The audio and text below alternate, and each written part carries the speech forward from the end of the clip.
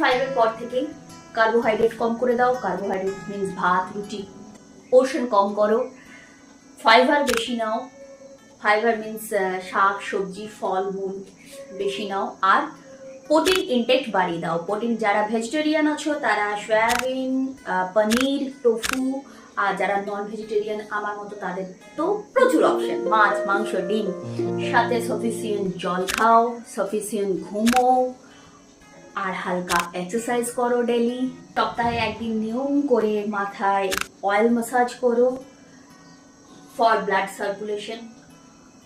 এই type of তেল কোনো আলাদা নামি দামি ব্র্যান্ডের দরকার নেই, বিশ্বাস করো একদম দরকার নেই। শুধু পেট্রোল ডিজেল আর কেরোসিন ছাড়া এনি টাইপ অফ তেল শুধু মাথায় সপ্তাহে একদিন ম্যাসাজ করো, নেক্সট দিন শ্যাম্পু করে নাও, দেখো অবশ্যই চুল পড়া বন্ধ হবে, আমার গ্যারেন্টি।